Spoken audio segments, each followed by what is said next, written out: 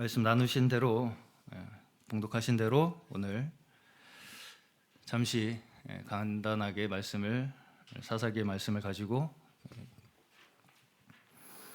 묵상을 해보도록 하겠습니다. 저번 주까지 저희는 무슨 말씀 가지고 말씀 나누는지 기억나시나요? 3주간 실로암 사건, 그렇죠? 실로암 사건을 통해서 날 때부터 눈먼 자를 눈뜨게 하신 그 예수님의 치유의 사건, 그 치유의 사건에 담으신 하나님의 하시는 일이 무엇인가, 이것을 우리가 3주간 함께 생각해 보았습니다. 자, 다른 종교는 진리를 뭐라고 얘기합니까? 다른 종교는 진리를 창시자의 가르침을 진리라고 얘기합니다. 그렇죠? 창시자의 가르침, 그 사람이 뭐라고 한 그 말이 진리라고 얘기를 한다고요. 근데 우리는 어떻습니까? 우리는 예수 그리스도라는 그 사람이 진리라고 생각해요. 그렇죠? 그게 이제까지 실로암 사건으로 저희가 나눈 이야기예요. 우리는 사람의 진리가 담겨 있다고 믿는다고요. 예수 그리스도라는 사람의 하나님께서 진리를 담아서 우리에게 보내주셨다고 믿는다고요. 이거 이해 잘 하셔야 됩니다. 근데 이제 문제는 뭐냐? 우리는 자꾸 우리는 집중을 하게 되느냐면 그 예수라는 분 안에 담으신 하나님의 뜻에 집중을 하기보다는 그 겉 모양에 자꾸 눈을 뺏긴다는 거예요. 말하자면 저번 주에 예수님이 그 날 때부터 눈먼 자를 어떻게 눈뜨게 하셨어요?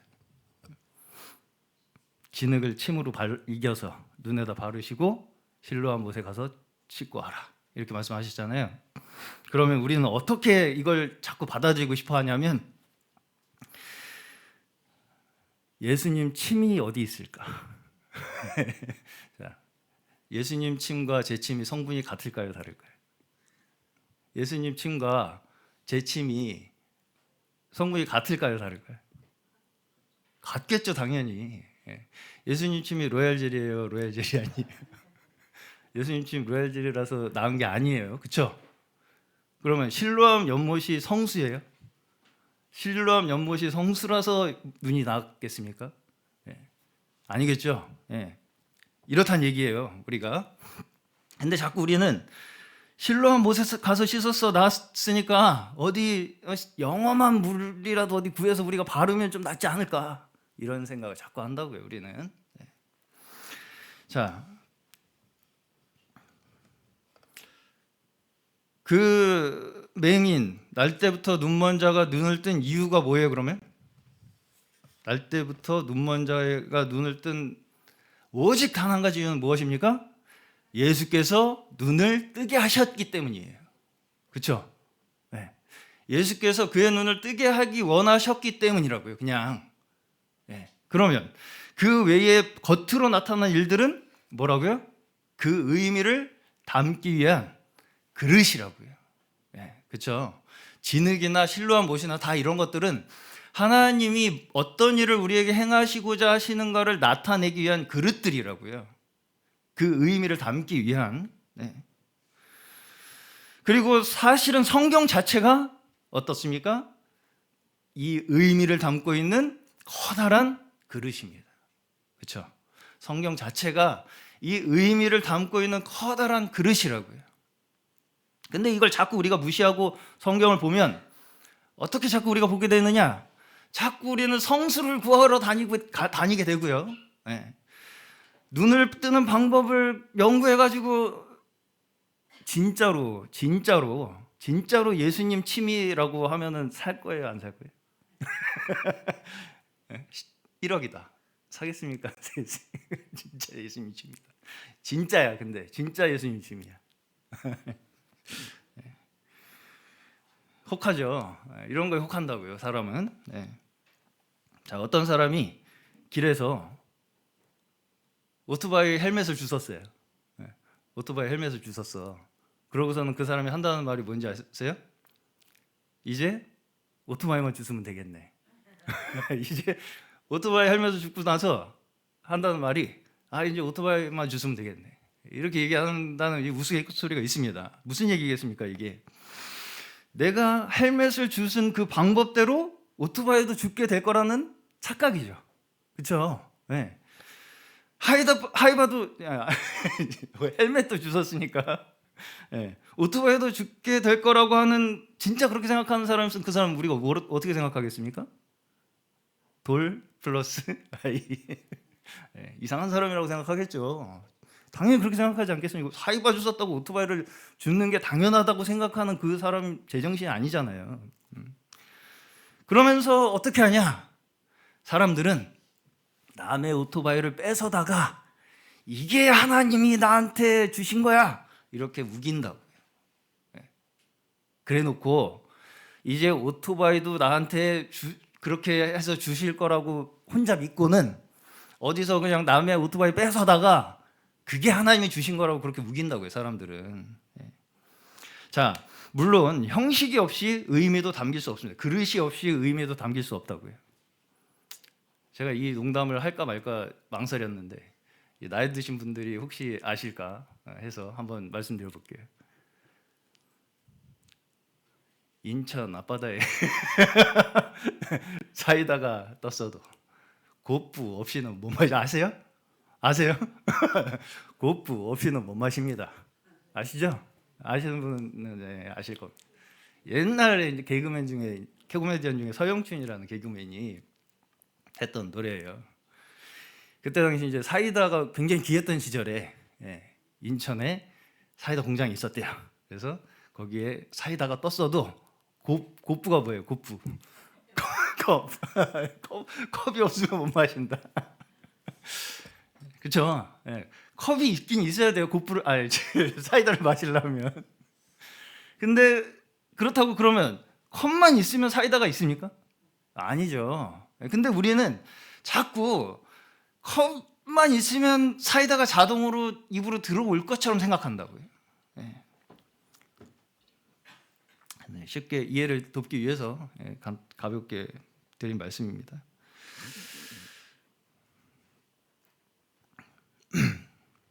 자, 그렇기 때문에 예수께서 육신이라는 그릇을 가지고 오셔서 그 인생 속의 진리를 담아서 우리에게 나타내신 거예요.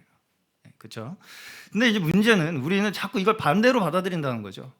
침으로 이긴 진흙, 실로한 물, 이런 거에 자꾸 이제 우리는 집중을 하고 그걸 따라하는 게 마치 본질인 것처럼 우리는 오해를 한다는 거예요. 많은 경우에.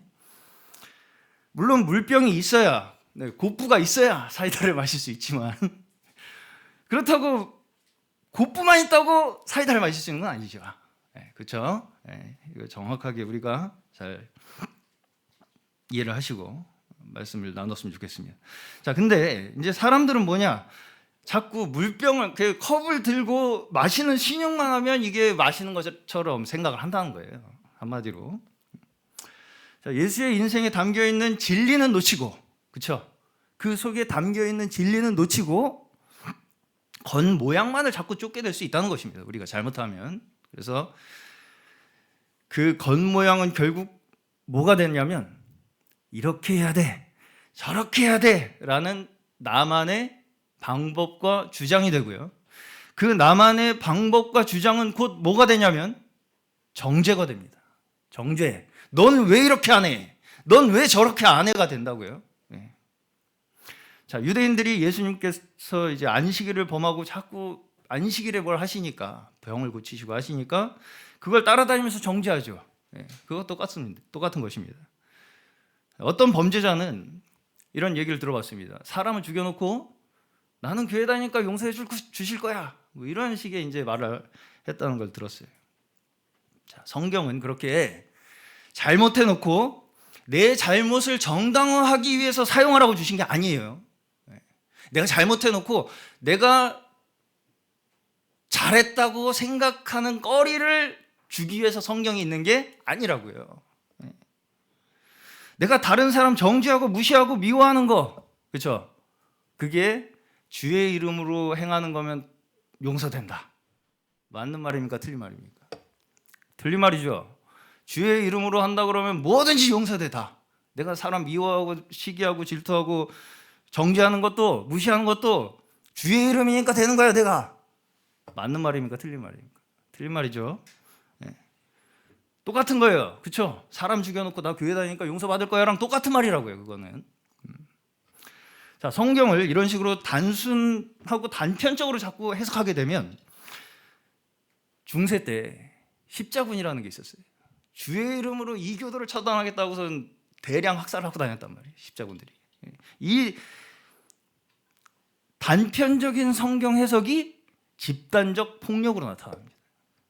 그리고 그 폭력성은 지금도 여전히 사실은 집단 우월주의를 주장하는 그런 단체들, 특히 이단적 단체들이 똑같이 지금 가지고 있는 모습들이에요. 그렇죠? 다른 사람들 무시하고 하면서 그게 주의 이름으로 우리는 하는 거라는 그런 정당성을 성경을 통해서 나를 정당화하죠. 그리고 이런 식의 이제 교만에서 나오는 이 폭력성들은 주로 어디에서 무엇 때문에 많이 일어나느냐? 나만 아는 구원의 방법, 나만 아는 구원의 어떤 특별한 지식, 이런 걸 가지고 있으면 있을수록 그 폭력성은 더 심하게 나타나요.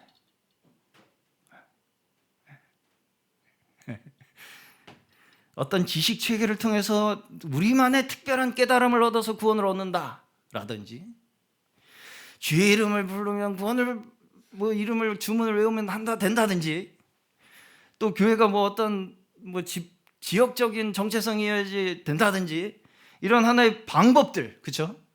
특정한 방법들이 있는 그런 단체일수록 이 단체 집단적 폭력성이 더 강하게 나타난다고요. 정당화를 더 하게 되고 자신들의 폭력을 정당화한다고요. 다른 사람들에 대한.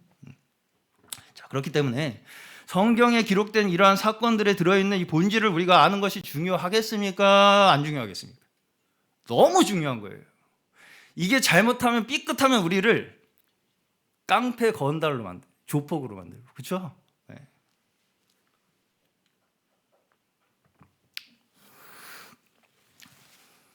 예를 들어서 용서를 설명할 때 성경에서 대표적인 비유가 뭡니까? 대표적으로 용서하면 생각나는 비유 뭐예요? 1만 달란트 빚진 자 있죠. 그리고 탕자 비유, 이런 것들이 용서에 대한 비유죠. 자, 항상 이런 하나의 진리, 그렇죠? 용서라는 진리, 이것을 우리에게 가르치실 때 뭐가 동원이 돼요?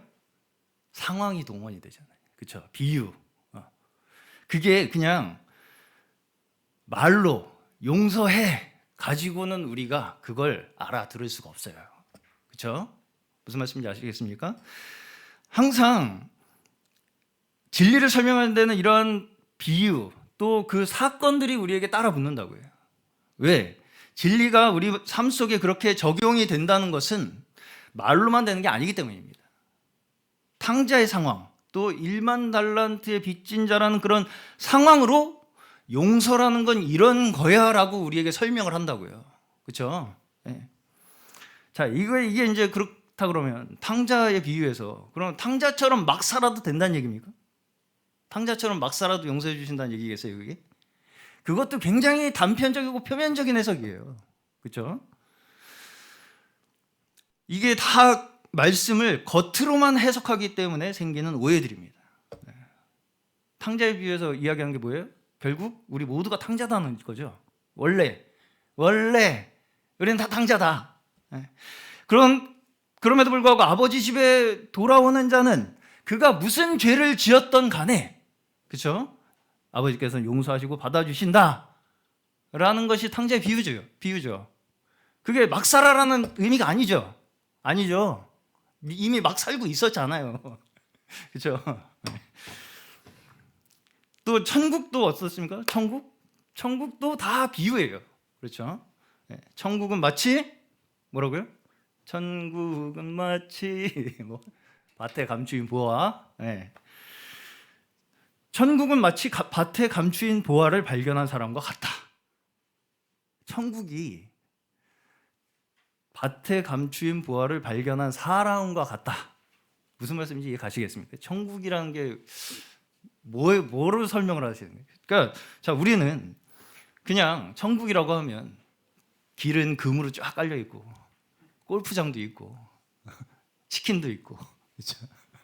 뭐 노래방도 있고 당구장도 있고 이렇게 설명을 하면 쉬운데 그렇게 설명을 쉽게 해주시지. 밭에 감추인 부활을 발견해서 기뻐하는 사람과 같다. 그래서 그 모든 제 소유를 다 팔아서 그 밭에 산다. 이게 무슨 얘기예요? 이게 자, 네. 자, 우리는 대체적으로 천국이 장소적인 개념이라고 생각을 많이 해요. 그렇죠? 근데 여기에 이런 비유로 봤을 때 천국은 뭐예요? 우리 존재 자체에 있죠. 네. 이대로 우리는 천국이라는 게 우리가 그냥 이대로 어디를 가는 게 천국이라고 생각하잖아요, 주로. 근데 이런 비유를 봤을 때는 장소라는 개념이라기보다는 뭐예요? 그 귀한 걸 알아보는 눈이죠. 거기에 천국이 있다는 거죠. 귀함을 알아보는 눈에 천국이 있다고 말씀하신다고요. 그렇죠? 네. 자, 왜냐하면 천국이 우리가 생각하는 차원에서 묘사하고 설명될 수 있는 것이 아니기 때문입니다. 아니기 때문이에요. 네. 자, 물론 계시록에 보시면 천국도 어떤 담는 그릇이 있을 것이라는 암시는 있습니다. 네. 어떤 담는 그릇이 있을 것이라는 암시는 있지만 그럼에도 불구하고 천국의 본질은 우리의 인생에 먼저 담긴다는 거예요. 그렇죠? 그렇죠? 무슨 말씀인지 이해 가십니까? 네. 우리 인생에 먼저 그 천국의 본질은 담기고 그걸 이제 어떤 그릇에 담을 것이라는 암시가 계시록에 나오긴 하지만 그렇다고 해서 그걸 그렇게 명확하게 알려주진 않으신다고요. 왜? 우리가 이해할 수가 없어요. 우리 차원에서는. 근데 생각보다 이런 우리의 진리에 대해서 생각하는 이런 오해들은 우리 머릿속 뿌리 깊이 박혀 있습니다. 생각보다. 여러분들이 생각하시는 것보다 우리의 마음속 깊이 다 이런 생각들이 뿌리 깊이 박혀 있어요. 자, 그래서 이제 오늘 삼손에 대해서 간단하게 생각해보고 마치려고 합니다. 자, 우리가 삼손이라고 하면 먼저 생각나는 거 뭐예요? 슈퍼파워, 슈퍼 히어로잖아요. 슈퍼 히어로, 완전 성경의 슈퍼 히어로. 엄청난 힘. 그리고 또 하나가 그럼 그 힘이 어디서부터 나와요? 머리카락. 진짜? 네. 자, 그리고서 이제 또 하나 이방 여자에 빠져가지고 허우적거리다가 결국 비참한 최후를 맞이하는 비극적 스토리. 그렇죠? 네. 그래가지고 다은이도 한동안 이 비극적 이 삼손 스토리에 충격을 받아가지고 한참 삼손 얘기를 많이 하더라고요. 삼손은 그렇게 해서 죽었다고. 자, 근데 이렇게 형편없는 것처럼 보이는 그 인물이 신약의 히브리서 11장에 믿음의 전당에 있어요. 리스트가 믿음의 인물들의 전당에 올라가요. 이것이 우리가 사실은 굉장히 혼동스럽고 당혹스러운 부분이에요. 왜? 삼손은 태어날 때부터 하나님으로부터 선택된 사람이었어요. 나실인이었고요. 나실인이라는 것은 하나님께 드려진 자라는 의미입니다. 이 부분에서 뭐 나중에 또 자세히 설명할 기회가 있으면 하면 좋을 것 같고요. 자, 그리고 이제 그야말로 슈퍼 히어로 같은 초능력 같은 힘을 가진 사람이에요. 그렇죠? 자, 그럼에도 불구하고 근데 그 힘을 이 삼손의 사건을 봤을 때는 자기를 위해서만 쓰는 것 같이 보여요. 네. 그렇게 하나님이 엄청난 힘을 주셨음에도 불구하고 그 힘을 자기를 위해서만 쓰는 것처럼 보인다고요. 네. 그리고 이제 이 모든 사건들의 중심에는 여인들이 있습니다. 여자에 빠져가지고 사고를 치고 다니는 것처럼 보여요. 겉으로 삼손은.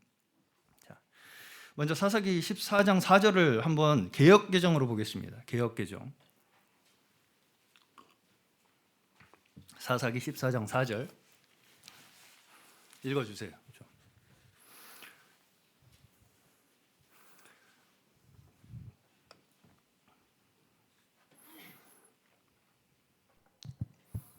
그때 블레셋 사람이 이스라엘을 다스린 까닭에 삼손이 틈을 타서 블레셋 사람을 치려 함이었으나 그의 부모는 이 일이 여호와께로부터 나온 것인 줄은 알지 못하였더라.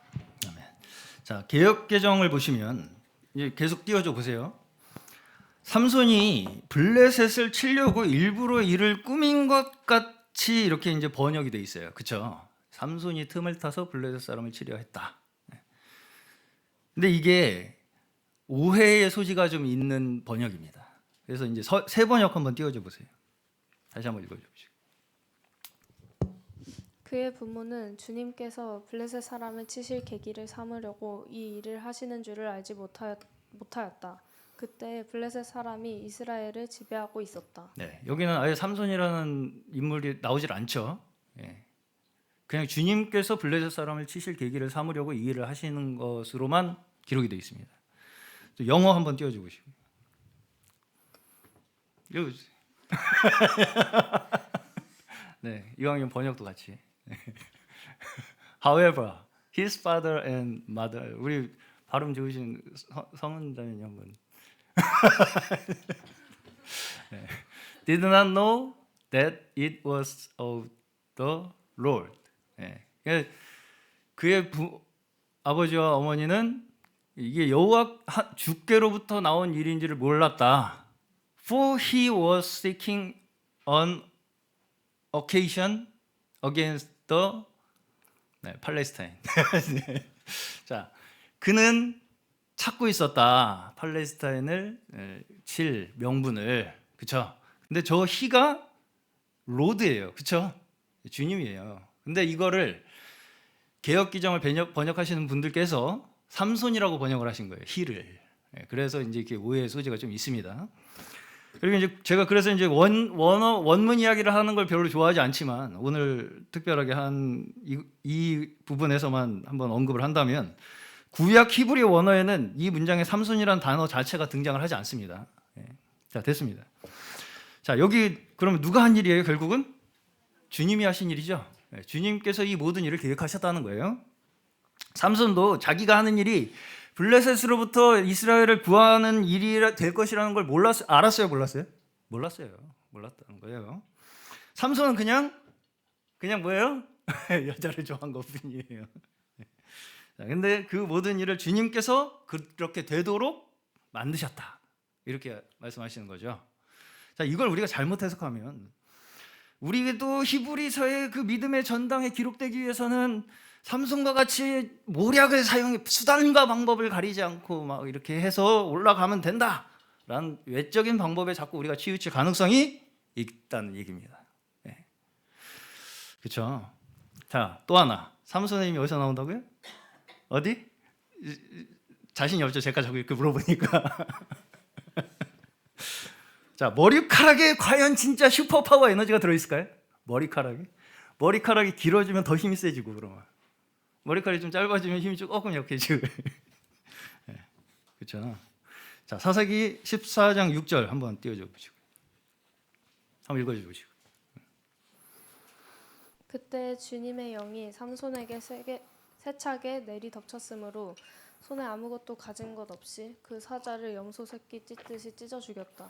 그러나 그는 이 일을 부모에게 말하지 않았다. 네, 삼손이 사자를 종이짝 찢듯이 찢어 죽였다는 거예요. 그렇죠? 근데 여기 삼손이 사자를 죽이는 힘이 어디서 나왔다고 이야기하고 있습니까? 주님의 영이 삼손에게 세차게 내리덮쳐서. 그렇죠? 자, 다음 15장 14절 읽어주시고요.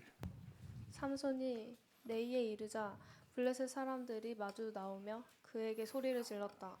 그때 주님의 영이 그에게 세차게 내리니 그의 팔을 동여매었던 밧줄이 불에 탄 삼 오라기같이 되어서 팔에서 맥없이 끊어져 나갔다. 네, 다음 계속 16장 20절.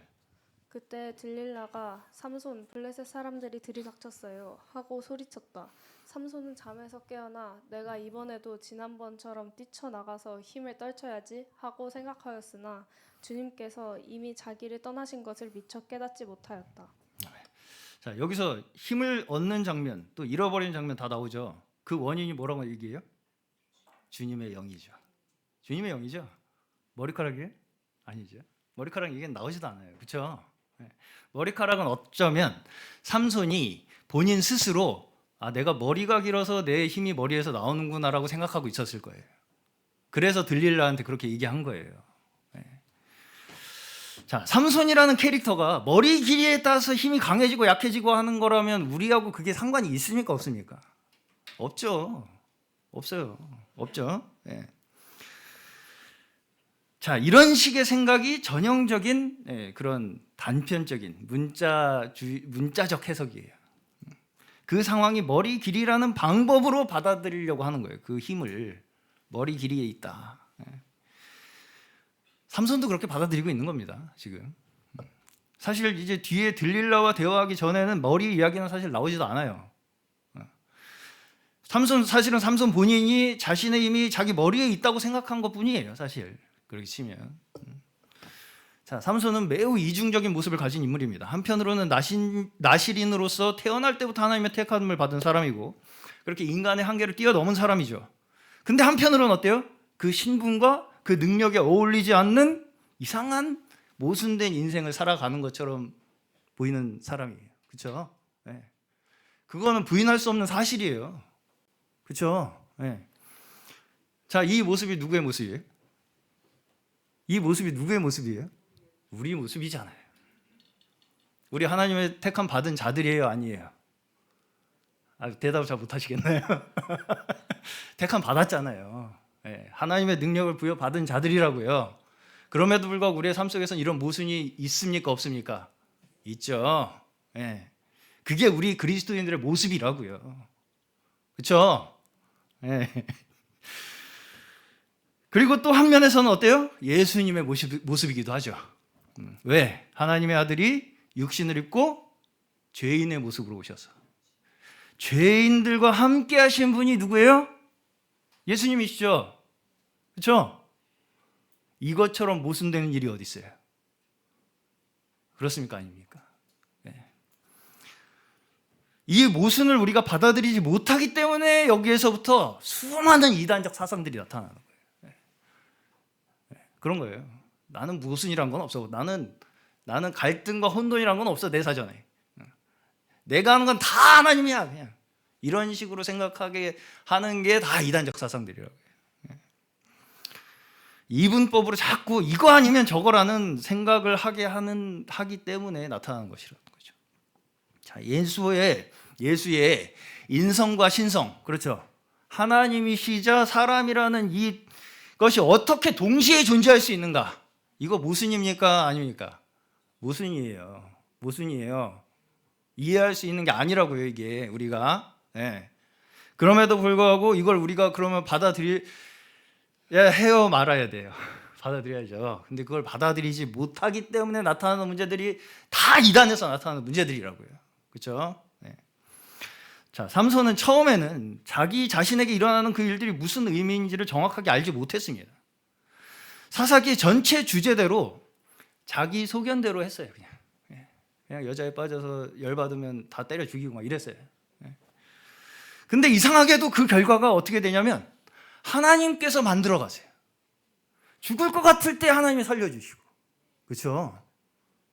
자기 소견대로 마음에 안 들면 막 다 때려 죽이고 하는데도 이상하게 그 결과는 하나님께서 지켜주시고 하나님께서 보호하시고 이끌어 주신다고요. 그렇죠? 네. 여기서 우리가 이걸 이상하다고 느끼는 자체가 뭐냐면 우리가 생각하는 인과적 논리에서 벗어나 있기 때문이에요.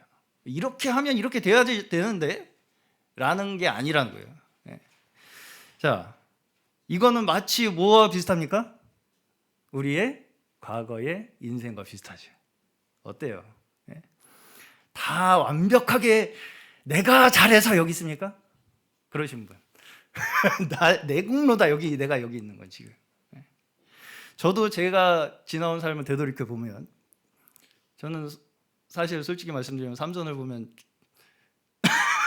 저도 대학교 다닐 때 기타 메고 머리를 이렇게 어깨까지 길러가지고 지하 라이브 클럽을 돌아다닐 때만 해도 하나님께서 나를 어떻게 쓰실지 몰랐어요.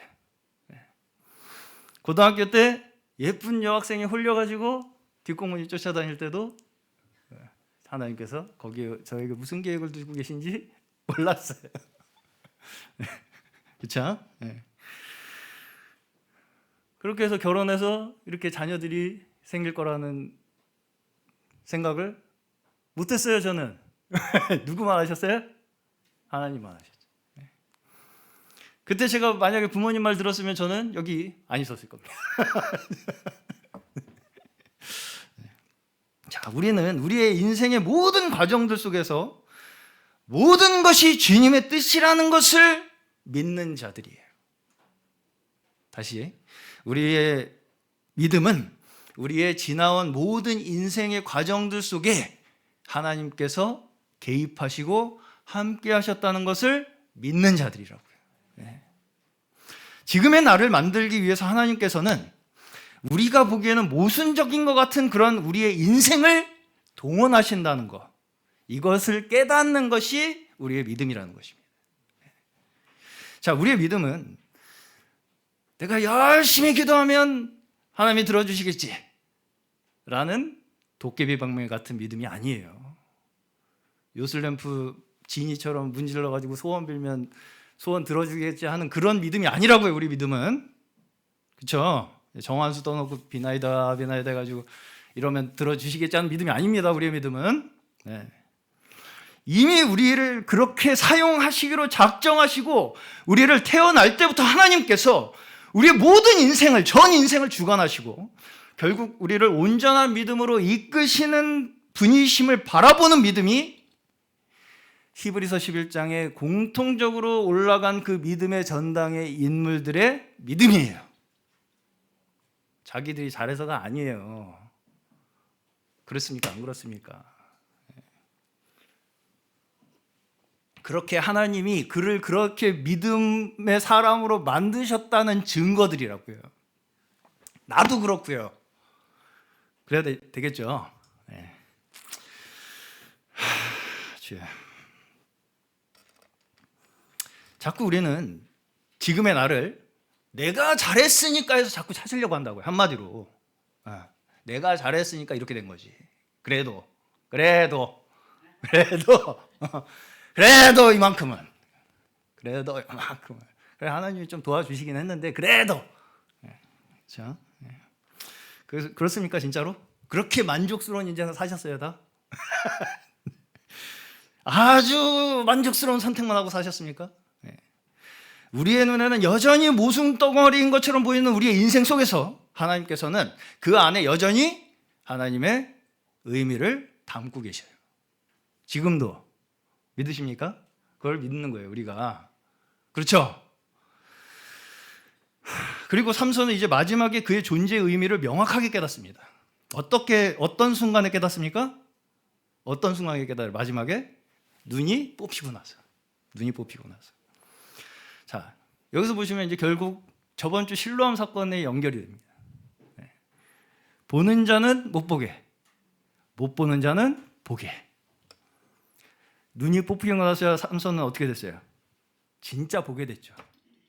그렇죠? 자, 바로 이것이 우리의 삶이라는 것을 말씀하는 거예요. 모든 것을 잃었을 때, 마지막에 제가 오늘 부제로 단 제목이 있습니다. 살았을 때보다 죽을 때에 더. 살았을 때와는 비교할 수 없는 결과를 죽을 때 남겨요. 그렇죠? 왜 가룟 유다의 자살이 나쁘냐면 내 인생의 문제를 스스로 나 혼자 떠안고 자기의 목숨을 끝냈기 때문입니다.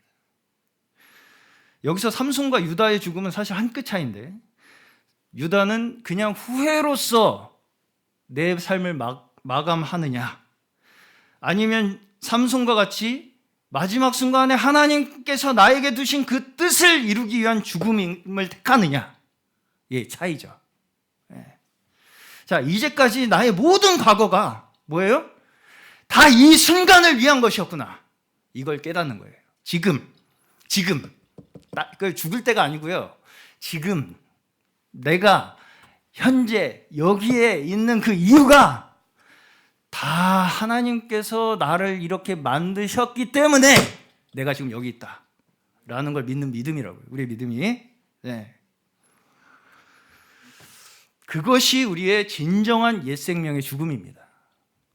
그렇죠? 내 과거를 다 내 공으로 돌리지 않는 것이 진짜 옛 생명의 죽음이라고요. 네. 지금의 나를 있게 한 것이 나의 공로가 아니라는 걸 인정하는 그것이 우리의 진정한 십자가에서의 죽음이라고요. 심지어 나의 실패조차 동원하셔서 나를 지금도 만들어 가시는 하나님이심을 믿으시는 저희 모두 되시기를 주의 이름으로 간절히 축원합니다. 우리의 옛사람이 죽는 것은 어떤 면에서 삼손이 두 기둥을 껴안고 세상과 함께 죽는 것과 같아요. 네. 그런데 그 죽음이 우리가 살아서 잘한 일과는 비교도 할 수 없는 큰 승리를 갖다 준다는 거예요. 우리가 죽을 때. 그렇죠? 네. 내 과거를 자꾸 정당화해서 살아보겠다고 발버둥 치지 말고, 그렇죠? 네. 오늘 주 앞에 부르짖음으로 엎드릴 때, 살았을 때보다 죽을 때 더 많은 마귀를 때려잡는 것입니다. 네. 무슨 말씀인지 이해 가시죠? 네. 그리고 거기에는 뭐도 포함돼요? 내 옛사람도 포함되죠. 우리의 매일이 저는 그래야 할 줄로 믿습니다. 사도 바울이 매일 나는 십자가에서 죽는다라고 고백했듯이, 심지어 오늘의 나조차도 내일의 나를 준비시키는 하나님의 섭리예요. 그렇죠? 많은 사람이 이걸 못해서 그저 혼자만의 자책과 후회로 죄 가운데서 죽어가는 것입니다. 이걸 못해서. 하나님께서 어떻게 이 모순된 인생 속에 하나님의 뜻을 담아 가시는가 하는 것이 삼손의 인생을 통해서 우리에게 전달하시는 하나님의 말씀인 줄로 믿습니다. 오직 하나님의 뜻을 이루시기 위해 지금도 끊임없이 우리에게 믿음을 만들고 계시는 그 하나님의 뜻을 바라보시는 믿음이 이 시간 저희 모두에게 있으시기를 주의 이름으로 간절히 축원합니다.